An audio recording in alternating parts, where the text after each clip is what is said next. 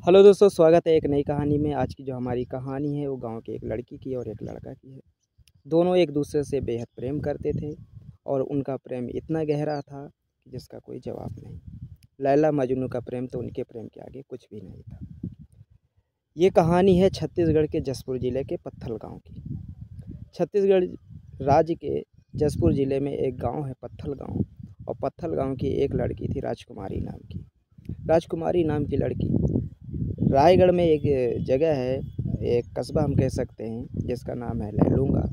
और लैलूंगा की लड़का रहने वाला था राजेश। राजेश राजकुमारी से बेहद प्रेम करता था। राजेश हमेशा पत्थल गांव आता जाता रहता था, और पत्थल गांव से लैलूंगा की दूरी ज़्यादा नहीं है। आप ये समझिए कि लगभग 20 से 25 किलोमीटर दूरी पर है पत्थल गांव से लैलूंगा। दोनों एक दूसरे को बहुत प्रेम करते थे। एक दिन क्या हुआ कि राजकुमारी ने और राजेश को बुलाया अपने घर, और राजेश से कही कि एक काम करिए, आप मेरी माता जी को हॉस्पिटल तक पहुंचा दीजिए, क्योंकि माता जी बहुत ज़्यादा बीमार है।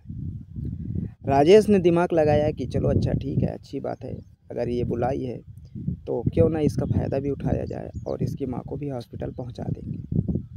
वो राजेश के ऊपर बहुत ज़्यादा विश्वास करती थी, और राजेश उसके साथ ऐसा कर सकता था, उसे विश्वास नहीं था। राजेश ने सीधा अपने दोस्त को फ़ोन किया, और उसका दोस्त सीधा पहुंच गया पत्थल गांव। जब राजेश का दोस्त पत्थल गांव पहुंचा तो राजेश ने अपने दोस्त से साफ कह दिया था कि इसकी माँ का आप इलाज तो करवाना, लेकिन जल्दी लेकर घर नहीं आना। अब उसके दोस्त को ये नहीं पता था कि आखिर राजेश करने वाला क्या है। जैसे ही राजेश का दोस्त उसकी माँ को लिवाता है, बाइक में बैठालता है और सीधा लेके चला जाता है इलाज कराने के लिए। उसकी माँ चली जाती है इलाज करवाने के लिए, और राजेश उस लड़की के साथ दुराचार करता है। जब राजेश उस लड़की के साथ दुराचार कर लेता है, उसके बाद राजेश वहाँ से गायब। जब राजेश वहाँ से गायब हो जाता है, तभी क्या होता है कि राजेश का जो दोस्त था उसकी माँ को दरवाजे पर ही उतार करके चला जाता है। उसकी माँ कहती है कि बेटा आके 2 गिलास पानी पी लो और कुछ नाश्ता कर लो, लेकिन वो कहता नहीं माँ जी, मैं नहीं करूँगा, क्योंकि मुझे अभी और कहीं जाना है। राजेश का दोस्त चला जाता है। जब राजकुमारी की माँ राजकुमारी को देखती है तो वो पूरी तरह बेहोश पड़ी थी, और उसकी माँ देखती है और चिल्लाने लगती है कि क्या हुआ क्या हुआ क्या हुआ। राजकुमारी को होश में लाती है और राजकुमारी से पूरी घटना के विषय में जानकारी लेती है, आखिर उसके साथ हुआ क्या। मामला उसी जगह थोड़ा दब जाता है, क्योंकि जो राजेश था वो घर से संपन्न था, और राजकुमारी जो थी वो घर से संपन्न नहीं थी। राजेश ने राजकुमारी के साथ जो कुछ किया वो गलत किया, और बाद में राजकुमारी थोड़ा दिमाग की तेज थी, उसने सोचा कि क्यों ना एक काम करते हैं कि मेरे साथ और क्या क्या उसने किया। बाद में राजकुमारी जाती है मेडिकल, और मेडिकल में आप ये समझिए कि जब उसने जांच कराती है तो लगभग 100 बार, मतलब 100 बार उसका बलात्कार किया गया था, और लगभग 5 लोग मिलकर। जब राजकुमारी को ये बात पता चलती कि मेरा बलात्कार लगभग 100 बार किया गया और 5 लोग मिलकर किए हैं, तो राजकुमारी बिल्कुल अंदर से टूट जाती है। और तभी क्या होता है कि राजकुमारी एक संकल्प लेती है कि कुछ भी हो जाए जीवन में, मैं राजेश से बदला जरूर लूँगी। अब राजेश से बदला लेने के लिए ऐसा तो हो नहीं सकता, क्योंकि नामुमकिन सा है, और वो राजेश के खिलाफ़ FIR भी नहीं लिखा सकती थी, क्योंकि उसका अलग मामला था। तो उस कहती कि नहीं, कुछ भी हो, राजेश से मैं बदला ज़रूर लूँगी।